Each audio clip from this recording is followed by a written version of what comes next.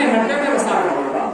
जब रोज रोज हम परमात्मा का ध्यान करेंगे, स्मरण करेंगे, गुरु जो है आपके जो है अंदर इस मानव शरीर से ही, शिव नेत्र से ही, तीसरे नेत्र से ही आपको यह साक्षात दर्शन देते हैं। जब रोज उनकी याद में बैठेंगे, परम प्रकाश आएगा, प्रकाश में गुरु का प्रकाश उनके दर्शन होगा, उनके चरणों में आप जो है उनको अपने शीश को लगा देना है। ऐसे ऐसे भक्त भी यहाँ बैठे हैं, और भी हमारे जो यहाँ भक्त नहीं आए हैं, बहुत सारे सत्संगी भाई, चाहे किसी भी गुरु के शिष्य हो, जिनको पूरे गुरु मिल चुके हो, जब वो साधना करते, भजन करते, गुरु उन पर बड़ी दया करते, उनके सिर पर भी हाथ रखते हैं, और जो है उनको बड़ी दया मेहर से उनको अपना दर्शन देते, अपनी धुन भी सुनवाते, अपनी आवाज भी सुनवाते। इसी मानव मंदिर के अंदर वो तारा मंडल कहने को केवल ये हाड़ मात का शरीर है, लेकिन शरीर की महिमा को हमने समझा नहीं। इस शरीर के अंदर वो तारा मंडल भी दिखता है। जो भाई हमारे भजन करते हैं उन्हें दिखता है, प्रकाश भी आता है, आवाज भी आती है। इसलिए महाप्रभु कह रहे नित्य बल चाहिए, तज माया अभिमान, कि हमारे अंदर जो अभिमान है रुपया पैसे का, लाठी और डंडे का, या किसी और प्रकार से हमारे अंदर जो अभिमान है उसको त्यागना पड़ेगा। अगर अंदर अभिमान बना रहा तो परमात्मा दर्शन नहीं देगा। इसलिए महापुरुष कह रहे हैं कि परमात्मा को पाने के लिए पहले हमें जो है कह रहे तजिए अभिमान, कि हमें अपने अभिमान को तजना पड़ेगा, इस अहंकार को छोड़ना पड़ेगा। और ये अभिमान कब छूटेगा? कि जब हम धीरे धीरे रोजाना परमात्मा की याद में समय देंगे, तब जो है हमारा यह अभिमान निकलेगा। इसलिए महापुरुष कह रहे हैं, कि गुरु पद अर्पण, गुरु पद अर्पण रात दिन, तन मन धन और प्राण, गुरु शरण में गुरु पद अर्पण रात दिन, तन मन धन और प्राण, यही सार का सार है, यही ज्ञान का ज्ञान। ये महापुरुष कह रहे हैं कि अपने तन मन को जो है गुरु के चरणों में अर्पण कर दो। यहां तक कहा कि अपने प्राणों को भी गुरु के लिए सौंप दो, कि हे गुरुदेव, जब जिस समय चाहो उस समय जो है आप इस शिष्य को ले जा सकते हो। जब चाहो, जिस समय चाहो, सेवा के लिए ये आपका शिष्य जो है तैयार है, सब कुछ आपके लिए अर्पण कर दिया है। जब ऐसा भाव आपके अंदर आ जाएगा, ऐसा भाव आपके अंदर उत्पन्न हो जाएगा, तो महापुरुष कह रहे हैं कि यही सार का सार है, यही ज्ञान का ज्ञान, कि आप चारों वेदों को पढ़ लो, अंदर भाव है नहीं, अंदर हमारे गुमान है, अहंकार है। चारों वेदों को पढ़ा पर परमात्मा नहीं मिला, क्योंकि हमने अहंकार को नहीं त्यागा। हमारे अंदर अहंकार है, हम तो चारों वेदों की ज्ञाता है, हम तो चारों वेदों को जानते हैं। सामने वाला भैया अनपढ़ बैठा हुआ है, वो कुछ जानते नहीं, पर ये पता नहीं वो अंगूठा छाप व्यक्ति परमात्मा से कितना प्यार करता है, उसका भाव कितना। एक माता शबरी थी, बिना पढ़ी लिखी थी। उदाहरण दे रहा हूं रामायण का। माता शबरी जो है परमात्मा की भक्ति इतने भाव से करती थी कि माता शबरी जो है ये सब भूल जाती थी कि मुझे जो है खाना क्या है, और जो है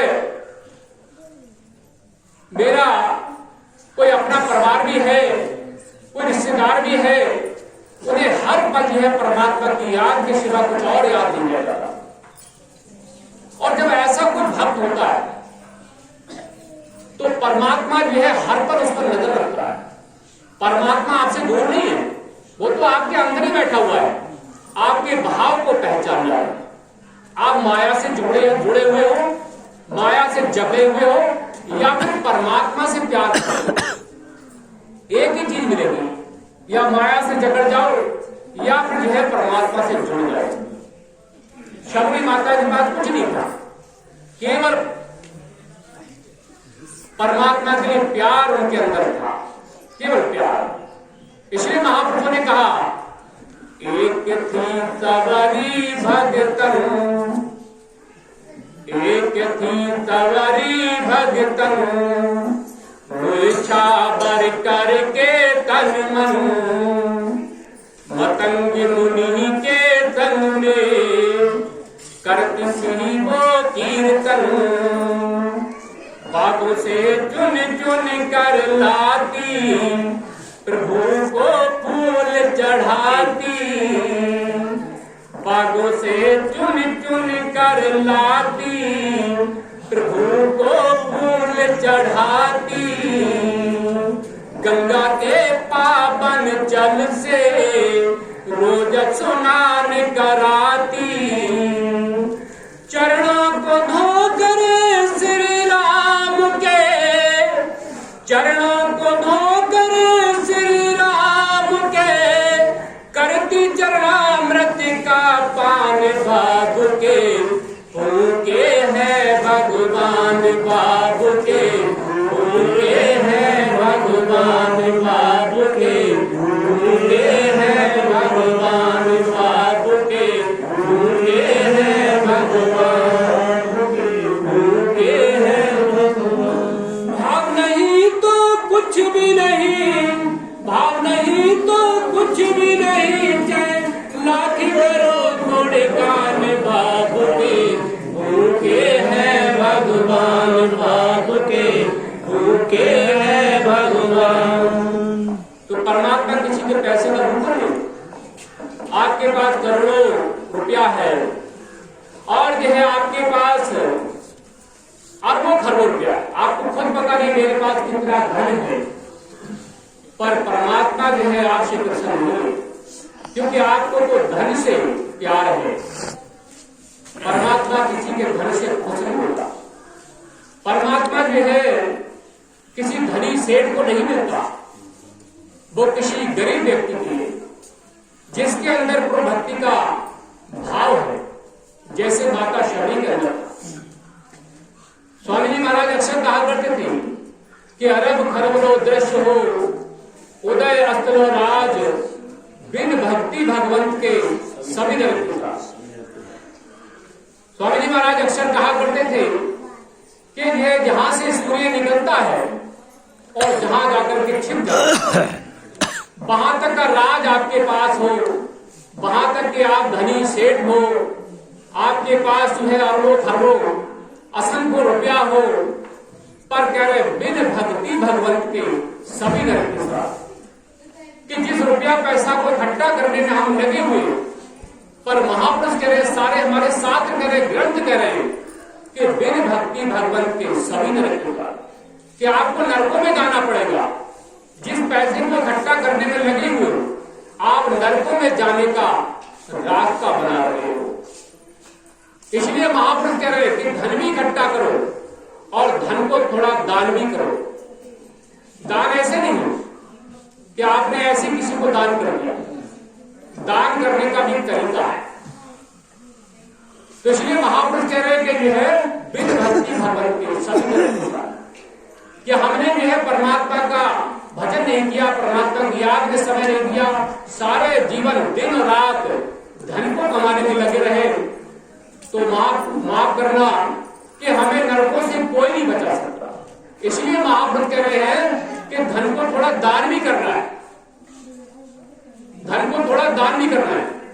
एक आपने सुना होगा राजा जड़, एक राजा जड़ की थोड़ी सी कहानी है और बहुत शॉर्टकट में सुनाऊंगा। राजा जड़ में बहुत कंजूस था, वो रुपया पैसे में इतना चिपका हुआ था, कभी घर में सत्संग नहीं कराना, कभी भागवत नहीं कराना, कभी किसी को दान नहीं देना, पैसा जोड़ने में लगा रहता था। कोई भिखारी आ भी